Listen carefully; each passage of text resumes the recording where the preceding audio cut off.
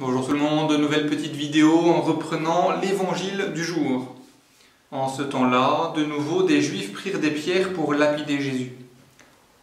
Celui-ci reprit la parole. « J'ai multiplié sous vos yeux les œuvres bonnes qui viennent du Père. Pour laquelle de ces œuvres voulez-vous me lapider ?» Ils lui répondirent « Ce n'est pas pour une œuvre bonne que nous voulons te lapider, mais c'est pour un blasphème. Tu n'es qu'un homme, et tu te fais Dieu. »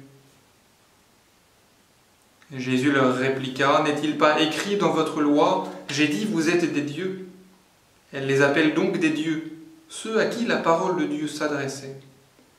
Et l'écriture ne peut pas être abolie. Or, celui que le Père a consacré et envoyé dans le monde, vous lui dites, tu blasphèmes, parce que j'ai dit, je suis le Fils de Dieu. Si je ne fais pas les œuvres de mon Père, continuez à ne pas me croire. Mais si je les fais, même si vous ne me croyez pas, croyez les œuvres. Ainsi vous reconnaîtrez, et de plus en plus, que le Père est en moi et moi dans le Père. Eux cherchaient de nouveau à l'arrêter, mais il échappa à leurs mains. Il repartit de l'autre côté du Jourdain, à l'endroit où au début Jean baptisait, et il y demeura. Beaucoup vinrent à lui en déclarant « Jean n'a pas accompli de signe, mais tout ce que Jean a dit de celui-ci était vrai. » Et là, beaucoup crurent en lui. L'évangile d'hier terminé par une nouvelle extraordinaire « Avant qu'Abraham fût, moi je suis ». Jésus révèle de manière très claire qu'il vient du Père, qu'il vient de Dieu, qu'il est Dieu. Bonne nouvelle de la rencontre entre Dieu et l'homme. Bonne nouvelle de cette vie reçue au milieu de nous. Et voilà que, ceux qui écoutaient Jésus prennent des pierres et cherchaient à le lapider. Parce que cette parole, à leurs yeux, est un blasphème. Étonnante dureté du cœur de l'homme. Étonnant aveuglement, étonnante surdité qui est prêt justement à refuser cette parole de vie. Et il est beau de voir justement l'attitude de Jésus, qui avec patience cherche justement à susciter en eux la foi, susciter en eux cette adhésion du cœur. Il accepte que sa parole soit rejetée, que sa parole soit humiliée, et cela va le conduire d'ailleurs jusqu'à la croix. Et Jésus tente tout. Si vous ne faites pas les œuvres, si je ne fais pas les œuvres de mon Père, continuez à ne pas me croire. Mais si je les fais, même si vous ne me croyez pas, croyez les œuvres. Ils ont été témoins, comme les disciples, de tous les signes, de tous les miracles, de tous les enseignements, de la résurrection de Lazare et tant d'autres signes, de la guérison de l'aveugle-né. Tous ces signes-là, ils ont été témoins de tout cela. Et donc Jésus leur dit, croyez du moins à cause des signes. Mais rien ne fait, et ils cherchent à la fin, de nouveau, à l'arrêter.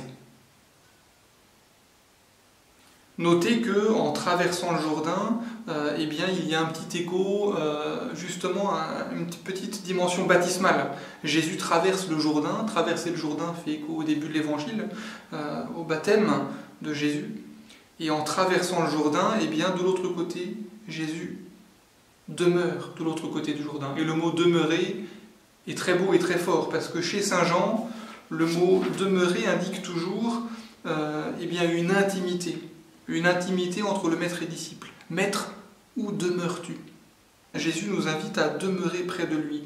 Et de fait, de l'autre côté du Jourdain, beaucoup viennent vers Jésus en lui disant Jean n'a pas accompli de signe, mais tout ce que Jean a dit de celui-ci était vrai.